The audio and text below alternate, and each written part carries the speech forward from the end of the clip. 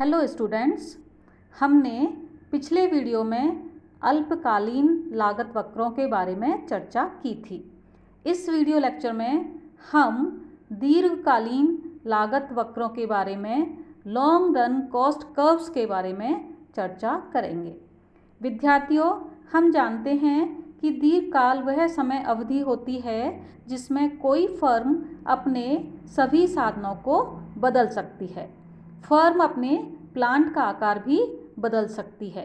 Plant से हमारा मतलब है पूंजी, उपकरण, मशीनरी, भूमि इत्यादि का समूह। अल्पकाल में प्लांट का आकार स्थिर साधनों से निश्चित होता है, जबकि दीर्घकाल में उत्पादन बढ़ाने या घटाने के लिए फर्म आवश्यकता अनुसार मशीनरी, भूमि, उपकरण इत्यादि को बदल सकती है।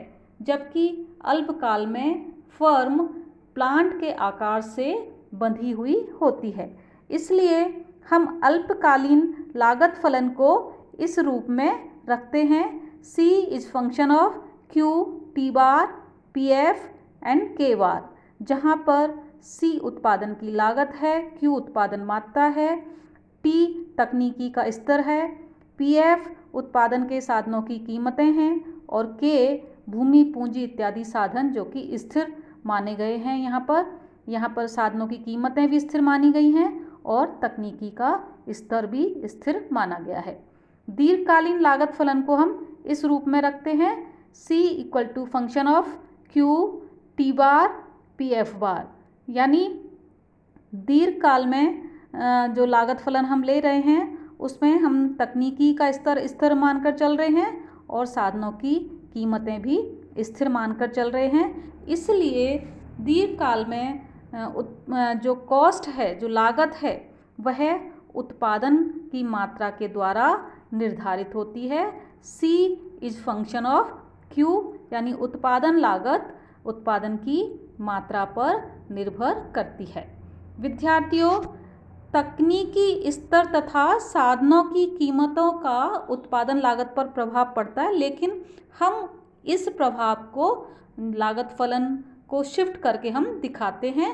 हम जब उत्पादन की मात्रा और लागतों की यहाँ चर्चा कर रहे हैं तो तकनीकी स्तर और साधनों की कीमतों को हम स्थिर मानकर चल रहे हैं। हम लागत वक्र को, लॉन्ग टर्म कॉस्ट कर्व को इस रूप में देख सकते हैं। OX अक्ष पर उत्पादन लिया हुआ है, OY अक्ष पर हमने उत्पादन की लागत ली हुई है। तो आप देख सकते हैं कि जैसे जैसे उत्पादन मात्रा बढ़ रही है वैसे वैसे जो लागत है वह बढ़ती जा रही है और LTC जो long term total cost curve है वह मूल बिंदु से शुरू हो रहा है। विद्यार्थियों, हम इसमें देख सकते हैं कि दीर्घकालीन उत्पादन लागत किसी दिए हुए उत्पादन स्तर को उत्पादित करने की न्यूनतम संभव लागत होती है। दीर्घकालीन लागत वक्र उत्पादन मात्रा और दीर्घकालीन लागत के बीच में संबंध को व्यक्त करता है। अब बात करते हैं दीर्घकालीन औसत लागत वक्र की। Long run average cost curve. Long run average cost curve को हम इस रूप में ज्ञात करते हैं: LAC is equal to LTC divided by Q। यानी जो उत्पादन की कुल लागत है, दीर्घकालीन कुल लागत है, उसको उत्पादन मात्रा से विभाजित कर दें तो LAC हमारे पास आ जाएगी।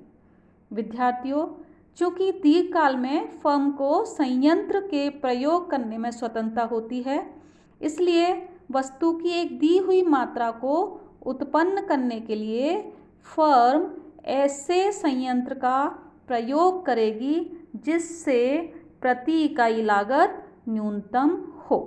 वस्तुतः LAC वस्तु की विभिन्न मात्राओं को उत्पन्न करने के लिए न्यूनतम औसत लागत को दर्शाता है।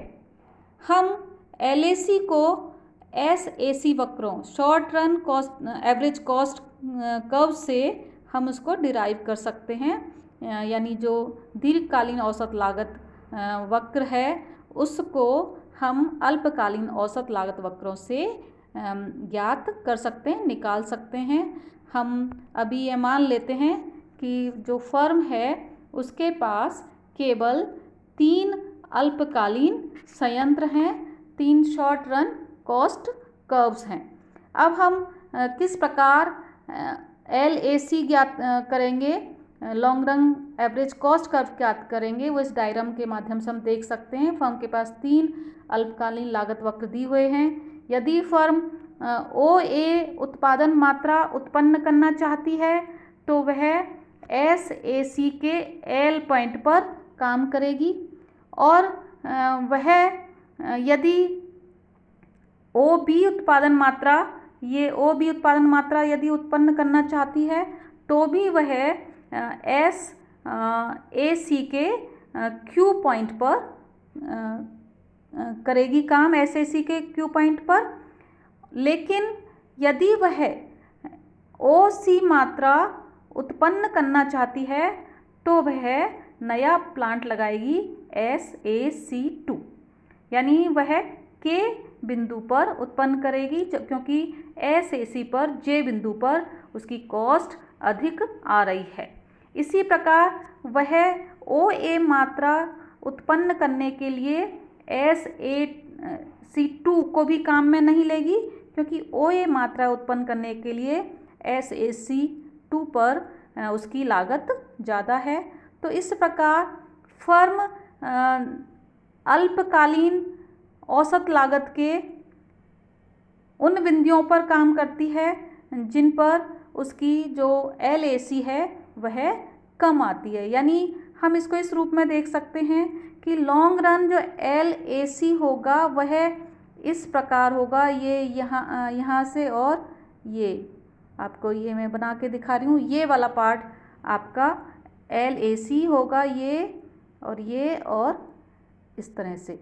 यानी कहने का मतलब ये है कि जो LAC है वह इस बिंदु से शुरू होकर, यहाँ से शुरू होकर, और ये Q तक, Q के बाद ये R तक, Q से लेकर R तक, फिर ये आगे इस तरह से जाएगा। तो हम जो LAC है उसको SAC से निकाल सकते हैं, और हमने यहाँ पर केवल 3 ही SACs लिए हैं। इससे हम मानकर चलते हैं कि फर्म के पास असंख्य प्लांट्स हो सकते हैं, और जब हमने केवल 3 ही SAC लिए हैं तो जो फर्म का जो LAC होगा वह स्मूथ नहीं होगा, टेढ़ा मेढ़ा होगा। टेढ़ा मेढ़ा इस रूप में कि आप देख सकते हो कि ये, और फिर इस तरह से ये, और ये आप फर्म का LAC होगा।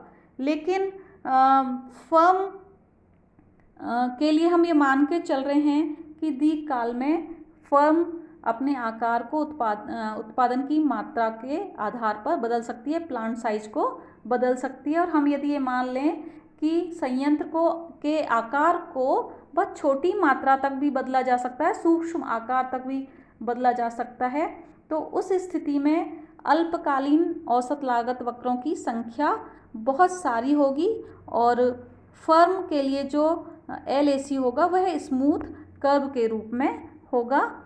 तो पिछले चित्र में तो हमने देखा था कि 3 ही संयंत्र हैं, तो LAC स्मूथ ना होकर टेढ़ा मेढ़ा है, लेकिन LAC को जनरली SAC वक्रों के साथ एक स्मूथ कर्व के रूप में इस प्रकार दिखाया जाता है कि वह किसी न किसी बिंदु पर SAC वक्रों का स्पर्श करे। यानी कहने का मतलब यह है कि व्यवहार में जो LAC वक्र है वह जनरली यू आकृति का होता है, स्मूथ कर्व होता है, और एक लिफाफा कर्व के रूप में होता है जो कि सारे SACs को घेरता हुआ होता है। इसको हम LAC को योजना वक्र भी बोलते हैं, क्योंकि जो फर्म है वो उत्पादन के पैमाने का विस्तार करने की योजना बनाती है। तो हम इसको अगले डायग्राम में देखते हैं। अगले डायग्राम में इसमें देखिए कि LAC वक्र दिया हुआ है, ये LAC वक्र है, और ये LAC वक्र विभिन्न SAC वक्र को घेरता हुआ है। इस LAC वक्र के अंदर विभिन्न SAC वक्र स्थित हैं और फर्म अपनी उत्पादन मात्रा का विस्तार करने के साथ साथ प्लांट साइज को बढ़ाती चली जाती है। यदि फर्म को कम मात्रा में उत्पन्न करना है उत्पादन, तो वह जो LAC कर्व है उसके बाईं तरफ स्थित होगी, और यदि उत्पादन मात्रा अधिक है तो LAC के दाईं तरफ किसी SAC पर स्थित होगी। मान लीजिए कि फर्म को OM मात्रा उत्पन्न करनी है, तो फर्म SAC2 के इस G बिंदु पर, ये जो स्पर्श की करता हुआ G बिंदु दिखाई दे रहा है, SAC2 का G बिंदु LAC का स्पर्श बिंदु है, तो यहाँ पर स्थित होगी। और मान लीजिए यदि फर्म को OW उत्पादन करना है, तो वह इस T पॉइंट पर, जो कि SAC6 का पॉइंट है, T पॉइंट, उस पर उत्पादन करेगी। विद्यार्थियों, यहाँ पर आप एक चीज़ ध्यान से देखें कि जो LAC वक्र है वह SAC का एनवलप कर्व तो है ही, लेकिन जो LAC है वह प्रारंभ में उत्पादन बढ़ाए जाने पर गिरता हुआ है और बाद में LAC बढ़ता हुआ है। जब उत्पादन OQ मात्रा से कम है, यानी इस P पॉइंट तक, इस P पॉइंट से कम है उत्पादन, तो जो LAC है वो SAC के गिरते हुए पार्ट्स को स्पर्श कर रहा है, और जब उत्पादन मतलब जब उत्पादन OQ मात्रा से अधिक है तो LAC SAC के बढ़ते हुए भागों को, उठते हुए भागों को, ऊपर उठते हुए भागों को स्पर्श कर रहा है, जैसे आप यहाँ देख सकते हैं। और केवल एक बिंदु है, ये जो P पॉइंट आप देख रहे हैं, इस P पॉइंट पर जो SAC4 का जो न्यूनतम बिंदु है वह LAC का भी न्यूनतम बिंदु है। तो यहाँ पर SAC का न्यूनतम बिंदु और LAC का न्यूनतम बिंदु एक ही है। यानी मेरा कहने का मतलब ये है कि जो दीर्घकालीन लागत वक्र है वह आपको U आकार का दिखाई दे रहा है। इस U आकार में जो LAC है वह SAC कर्व को घेरता हुआ है, लिफाफा कर्व के रूप में दिखाई दे रहा है कि सारे SACs हैं वो LAC के अंदर हैं, और जब LAC गिर रहा है तो वह SAC के गिरते हुए पार्ट को स्पर्श कर रहा है, और जब LAC बढ़ रहा है तब वह SAC के बढ़ते हुए पार्ट को, ऊपर उठते हुए पार्ट को स्पर्श कर रहा है। और OQ बिंदु पर जहाँ LAC न्यूनतम है वहाँ पर SAC4 का, यहाँ पर दिखाई दे रहा है आपको SAC4, उसका न्यूनतम बिंदु P है। यानी इस OQ उत्पादन मात्रा को हम ऑप्टिमम प्रोडक्शन बोलेंगे, और इस SAC4 को हम ऑप्टिमम प्लांट बोलेंगे, इष्टतम प्लांट बोलेंगे। और जो फर्म OQ मात्रा को उत्पन्न कर रही है SAC4 प्लांट को काम में लेते हुए, वह फर्म इष्टतम फर्म कही जाएगी। तो इन कंसेप्ट को भी आप ध्यान रखें कि हमारा OQ बिंदु अनुकूलतम दर से उत्पादन का बिंदु है, और यानी ये इष्टतम उत्पादन का बिंदु है OP, और इस P बिंदु पर जो प्लांट है SAC4 आपको दिखाई दे रहा है वह ऑप्टिमम प्लांट है, और इस OQ बिंदु तक उत्पादन करने वाली फर्म इष्टतम फर्म कही जाएगी। और हम यहाँ देख रहे हैं कि जो LAC कर्व है वह एक स्मूथ कर्व के रूप में है। हमने यहाँ केवल 7 ही SACs दिखाए हैं, और भी SACs इन वक्रों के बीच में हो सकते हैं, इसलिए व्यवहार में LAC कर्व स्मूथ कर्व के रूप में दिखाया जाता है। विद्यार्थियों, हमने ये कंसेप्ट यहाँ देख लिया है, optimum plant, optimum production, optimum firm, यानी दीर्घकालीन औसत लागत के निम्नतम बिंदु पर स्थित फर्म इष्टतम फर्म होती है, वही उत्पादन बिंदु ऑप्टिमम प्रोडक्शन का बिंदु होता है, और वही प्लांट का ऑप्टिमम प्लांट साइज होता है। इसके बाद यहाँ पर विद्यार्थियों एक बात आपको ध्यान रखनी होगी कि जो LAC है वह एक सीमा तक गिर रहा है, उसके बाद बढ़ रहा है। तो LAC जो गिरता है वह पैमाने के वर्धमान प्रतिफल के कारण, इंक्रीजिंग रिटर्न्स टू स्केल के कारण गिरता है, और जब LAC बढ़ रहा होता है तो उसके पीछे डिक्रीजिंग रिटर्न्स टू स्केल होता है। इसकी चर्चा हमने समूहोत्पाद वक्रों के समय की थी। लेकिन यदि मान लीजिए फर्म पैमाने के समान प्रतिफल के अंतर्गत कार्य कर रही है, यानी फर्म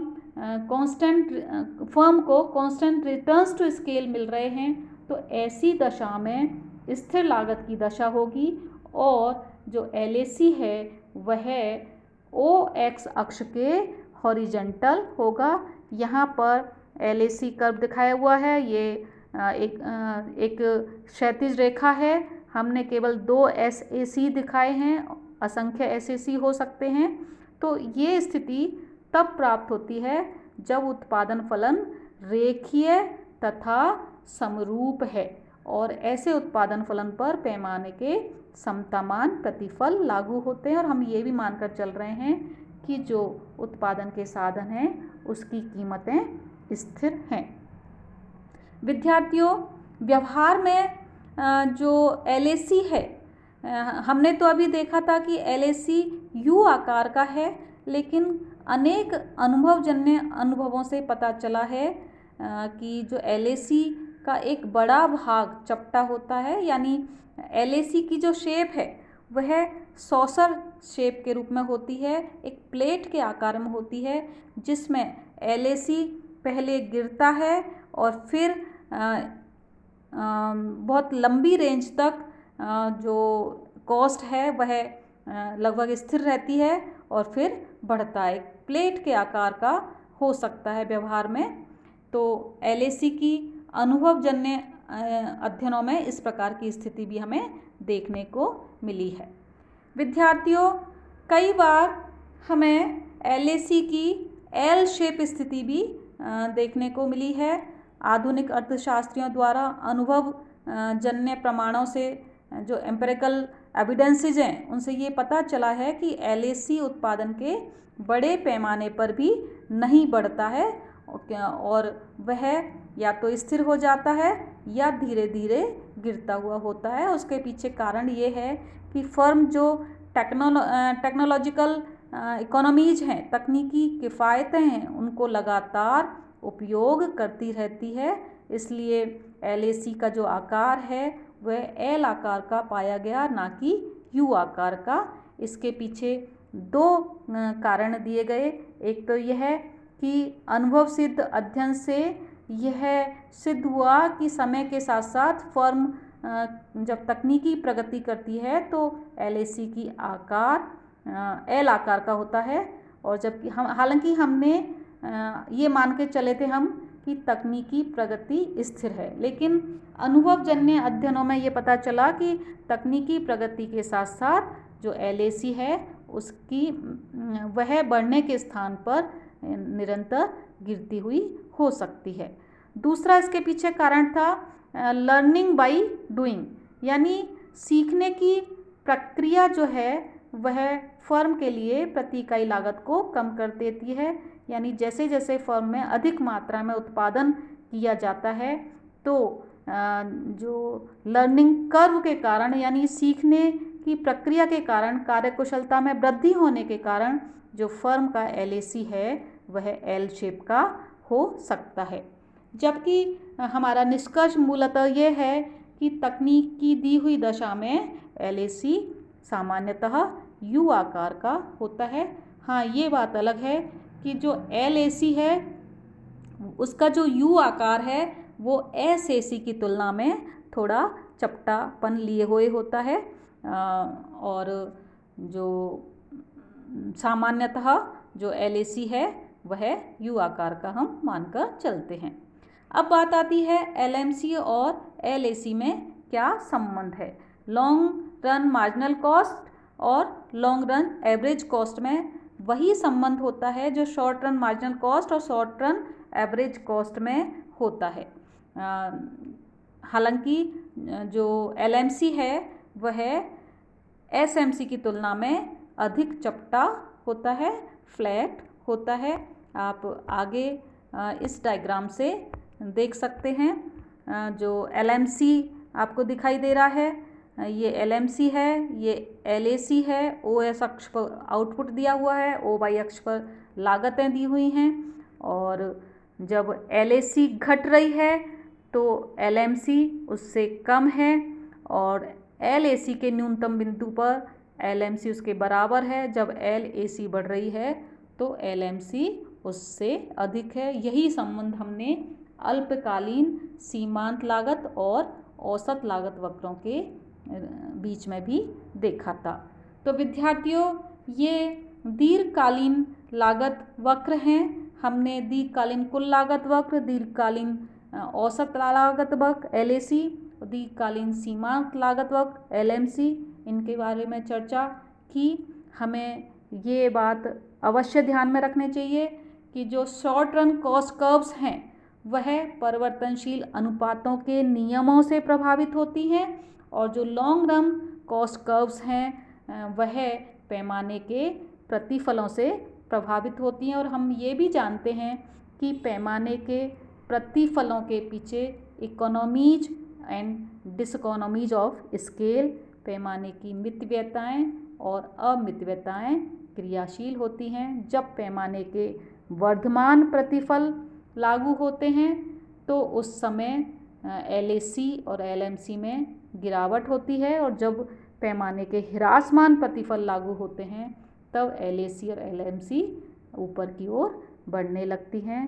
और पैमाने के समतामान प्रतिफलों के अंतर्गत LAC क्षैतिज स्थिति में होती है।